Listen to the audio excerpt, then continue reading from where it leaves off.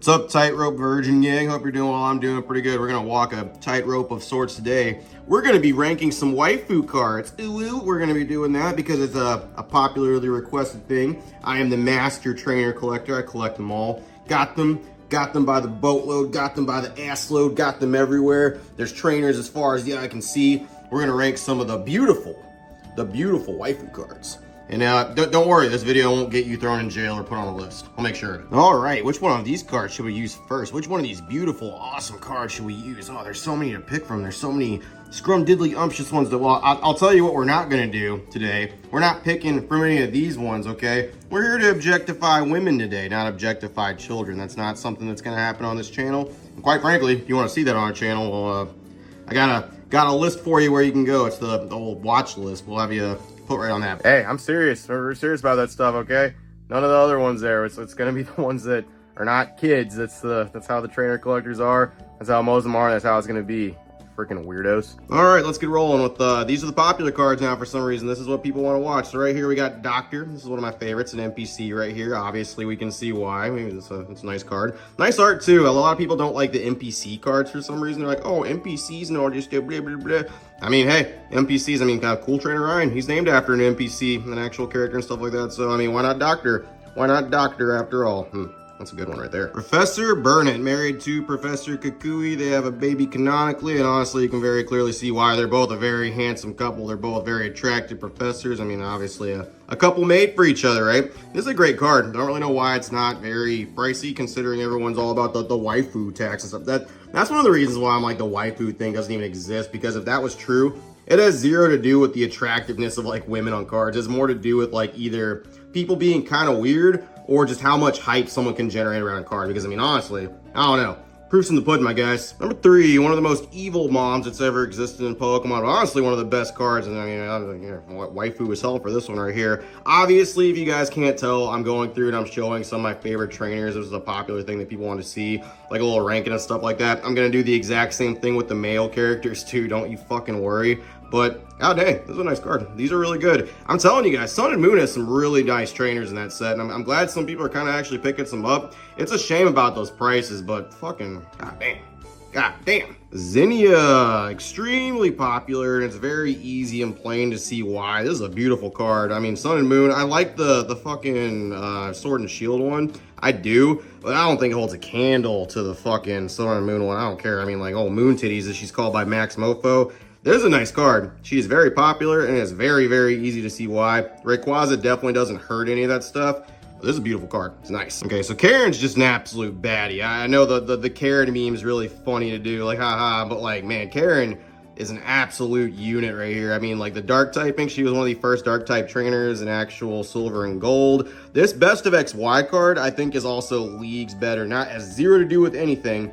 I just think the art that was on this one is a good bit better than her on her Sword and Shield one. That one, she has like these huge hands. I don't know, maybe that's like a thing that some people like, but I mean, that Karen, god dang, this is a waifu card. Pokemon's out of pocket for this one. People have been saying it for a while. I kind of agree. Olivia. Now, to be fair, Olivia was designed like this in Sun and Moon. She's always kind of looked like this, but I mean, this card, it's pretty close to just like a pinup thing like that. But I mean, hey, rock type trainer, Brock's potential love interest right there. Finally getting a little bit of the old love right there. I mean, this is a beautiful card. Olivia is 110% waifu. And I mean, when it came out in this stuff, I mean, Naoki Saito just don't miss whenever it comes to drawing these. This is a fantastic one to pick up. And I don't even think it's that expensive in English if I'm being 100%. You could pick this up, no problem. Speaking out of pocket though, Pokemon. Like, Look, man, I'm not here to say anything about how y'all draw cards or anything like that, but I mean, what is the rating on these cards right here? And you equipped Wick with this kind of level of boobage, right? I mean, that's what you guys are like good with, like putting her out with. Look, I love the card. It's got some fantastic coloring, as you guys can plainly see right there. I like Wick in the game. She is a super nice, super helpful person in the game. Just, oh, look, Pokemon, like, I'm not here to like... Man, come on, dude. And then Pokemon 100% knows they're doing keeping up. Look, there is a lot of great Scarlet and Violet characters. There's a lot of things. Dude, the second Miriam was announced, people lost their damn minds. Like, everyone who was like, oh, like, it's like when anime took over, like, in the West, when people used to be like, oh, anime is super lame. Whoever watches that stuff is full. They're a bunch of little weirdos. And now, all of a sudden, everybody watches anime, which is good. I don't have a problem with that. It's like the same thing with like the waifu shit. If you collect your trainers, like, oh, what are you doing? And then Miriam came out, and then all the fuckboys were like, oh, look at that. Oh my god. Oh, she could so get it, bro. Oh. And they threw all that like stuff out of the window. They fucking 110% jumped aboard the waifu train. I mean, I get it. Miriam is it's a nice card. It really is. But like, it's just funny how things change, you know? Video is probably devolving now to me just talking about cards. I really like this card. I really do think Worker is big time waifu right there. I definitely think so, 100%. She's employed. She pays her taxes. She has a nice job. Look at that hair while working in the mines and still having that stuff. Honestly, I don't know why people are saying NPC cards are no good. I really don't. There's plenty of them that are actually really good. And there's plenty of NPC cards that I would dare say are worth your time in your collection. God damn. God damn. I mean, do you even have a list without Sonya? It's pretty super self-explanatory. This is the only reason anybody would even crack open Rebellion Crash or Rebel Clash. This is the only reason anybody would do it. Well, no, you're not in Rebellion Crash. You're in V Max Rising is what you're in Japanese. My bad. See, I correct myself. I'm a real fan. I know stuff. Man, I mean, Sonya's a great card. Once again, drawn by Saito. Who fucking knew? He draws trainers very, very well. The art's good, but I mean, he definitely prefers to draw female trainers. You can 100% see that shit.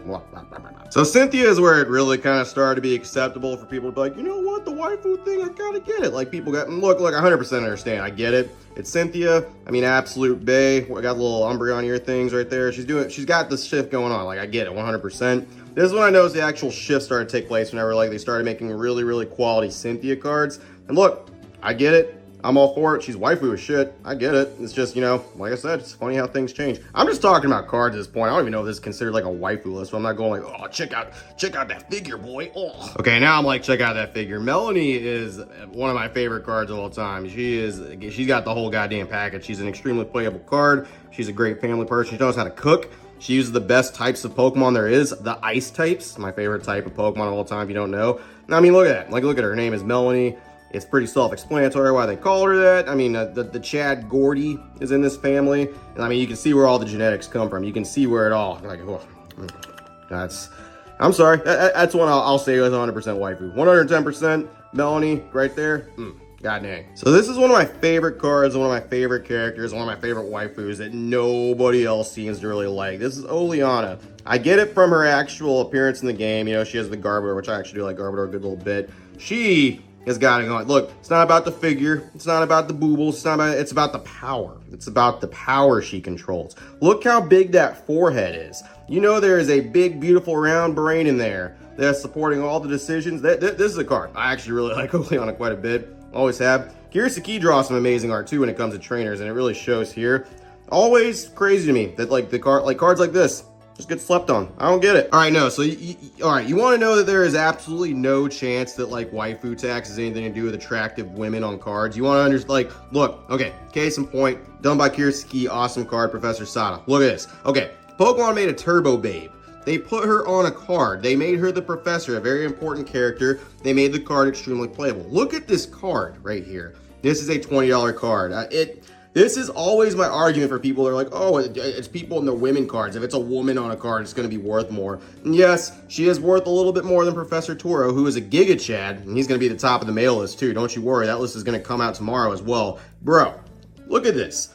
Look at this card. And tell me it has something to do with attractive women, and that's what the price is about. Yeah, absolutely not. $20 card, get out of here. All right, last woman I'm gonna objectify, respectively, of course. This is gonna be Dendra. She is one of my new favorite waifus right here. I love her actual energy, love her positive nature in the game, love their fighting type moves that she has, love all this stuff. Love her little side quest where she's actually doing shit with Saguaro to actually learn how to make sandwiches for Miriam.